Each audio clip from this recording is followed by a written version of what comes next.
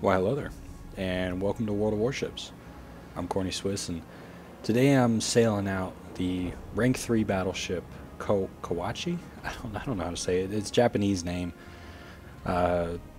This ship was built in 1910, commissioned in 1912, and was destroyed in 1918 due to a ammo magazine detonation that was investigated, but not a cause was not officially determined.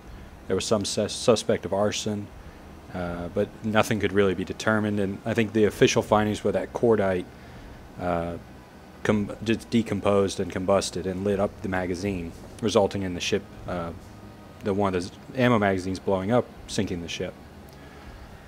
And that's something I really like about World of Warships, is all the ships so far, there is a story to them. And it's something that you don't really get with tanks. I guess you get it with some premium vehicles where they were a very specific machine. But all these ships are going to be specific, at least to some degree, vessels that served or were drawn up or what have you throughout the course of World War I and World War II. Now in this battle, I'm obviously sailing a battleship, and battleships have kind of a unique role. You can think of them as a heavy tank, but thinking of a battleship as a heavy tank isn't quite accurate. They're kind of an interesting breed, because heavy tanks want to go forward, take all the hits for the team, and close to range so they can use their heavy-hitting inaccurate guns, relatively inaccurate guns, and block hits with their armor and things like that. Well, battleships, they want to take hits because they're very well armored. They have big, powerful guns, some of the most strongest guns, conceived. However, they're slow, they don't maneuver well, and they're very, very vulnerable to torpedoes and destroyers and things like that, who can simply sail around them. It's like being circled by a chaffee. Except a battleship will never be able to turn its turrets enough to catch one. The turrets just turn too slow. But a battleship's job is to engage in gunnery duels, to engage targets at long range or medium range and protect the rest of the fleet, primarily carriers. Because carriers are going to be a major component to any fleet, and a battleship's job is to protect them.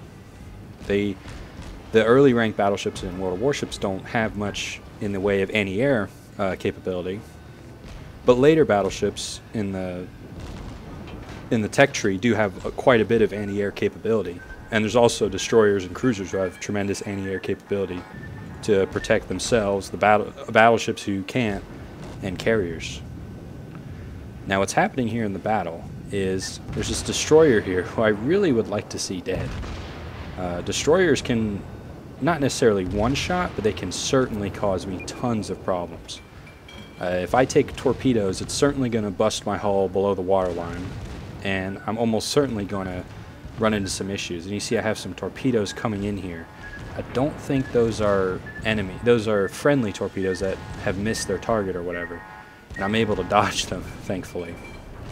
But this destroyer is trying to come up on me, and it's important in World of Warships. Something that's important is your ammunition choice. For this destroyer, I'm firing HE because he has zero armor to speak of. I have big, powerful guns. My secondary guns, which are like much smaller caliber guns that just fire on their own, much like AA, are lighting this guy up, and my main guns, when they're loaded, are destroying him as well. So there go my secondary guns again as I swing the main cannons around to deal with this second destroyer. Gonna have to pull some turn moves. Oh, torpedoes. Torpedoes in the water, boys. Brace for impact. Ouch. Ouch. You see what I mean? This is a battleship. I just lost a third of my health to a little itsy bitsy destroyer, and only 2 torpedoes connected. If he connected with the full salvo, that might have been enough to sink me, or at least put me in a serious problem.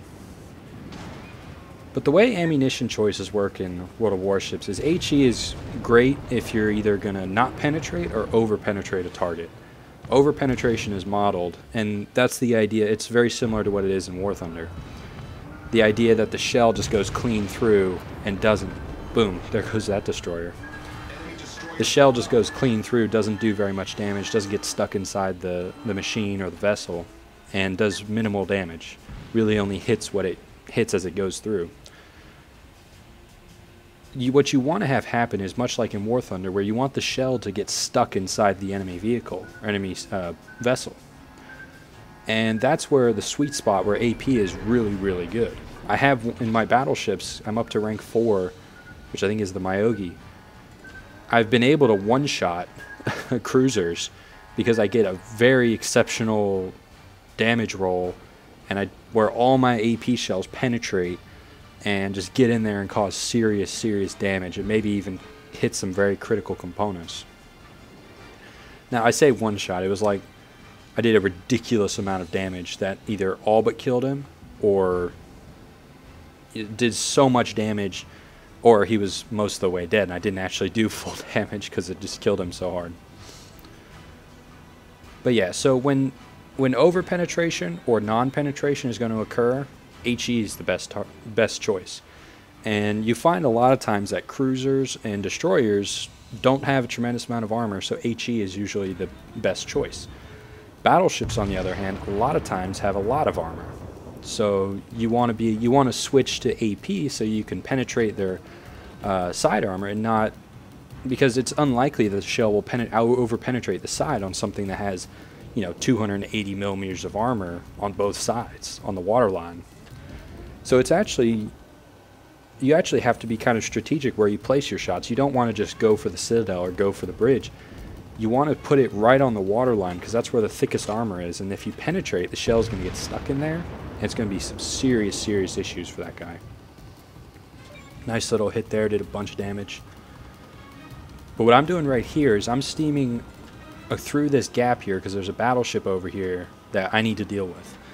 He's kind of skirting along on the edge of the map, and I'm in the best position to deal with him. So I'm bringing my guns around, and I'm actually going to start turning to bring 3 of my 6 turrets about. We're basically just going to pre-aim, and then the second he comes around the corner, we're just going to let him have it. With, let's see, 4 guns, 2 guns per turret. Fire the first couple ranging shots. First one went short, second one went long. Fire next ones. Oh, he's returning fire. Positive hits. Oof, there we go. That was a nice hit right there. But you'll notice that one hit did like 600 damage. The next hit did 3,000 damage. And that's partly because I think both shells connected, but also the shells penetrated and stayed in the ship. They didn't over penetrate. Next salvo in, boom, get wrecked. But now I'm engaging in a gunnery duel with another battleship. That's kind of my, that's something that battleships are kind of meant for in a way. They blast other battleships, and I feel good about this engagement. Ideally, destroyers, carrier-borne aircraft would have dealt with battleships by now, but it's my job now. Boom, nice fat hit right there. Knocked out one of his batteries. And he's sailing the same ship as me. All of his secondary guns are lighting up on me now. And my secondary guns are trading, and this is what is really, really compelling about World of Warships. I got set on fire there, so I used my repair, my damage crews to put out the fire quickly to avoid extra damage to the ship.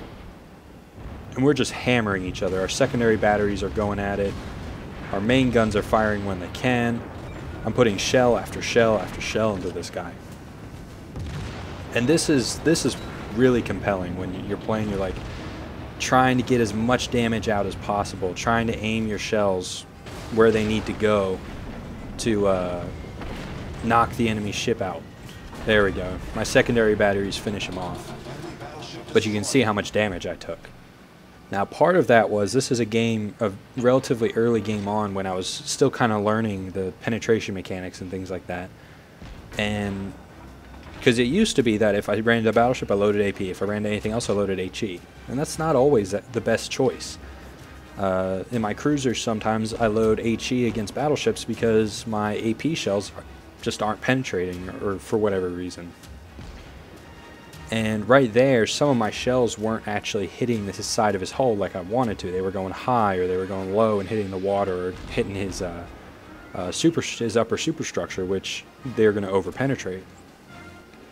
We got a cruiser over here in the bay trying to fight our destroyer friend. Start laying... Ooh, we basically bracketed that guy. Some went long, some went short. That's unfortunate. But this was a very intense game. The enemy have a battleship, a cruiser, and I believe they have 2 battleships. Or 2 cruisers. I can't quite see the markings. Okay, 2 cruisers. Oh, that cruiser just got lit up.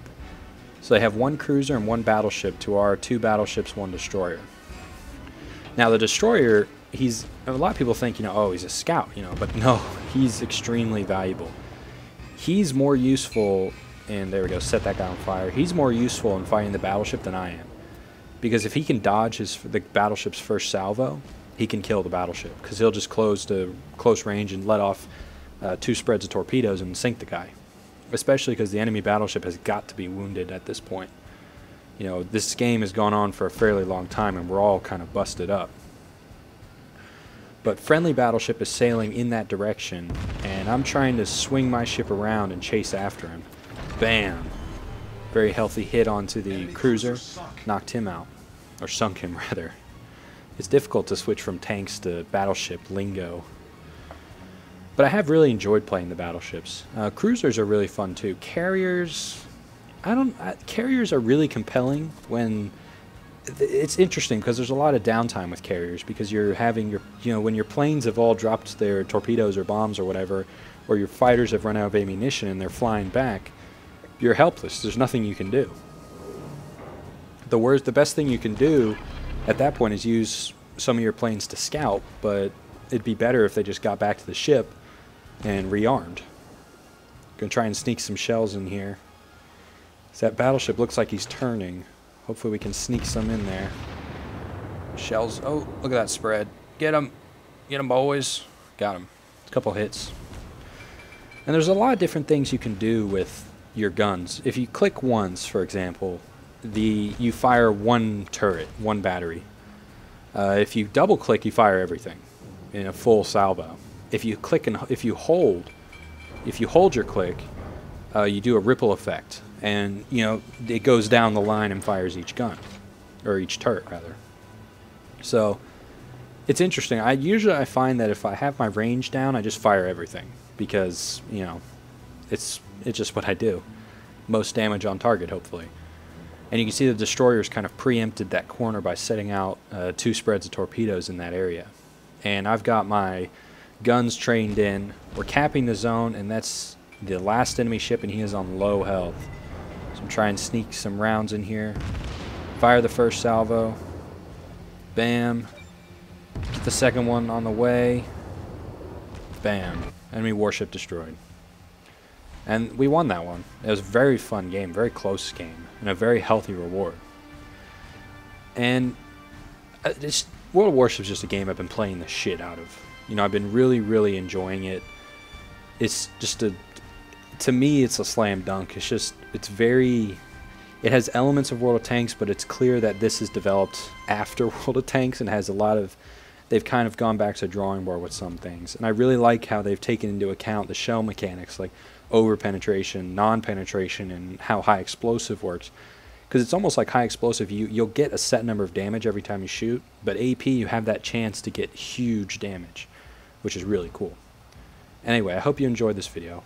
Yeah, I've been Corny Swiss, and I'll see you next time.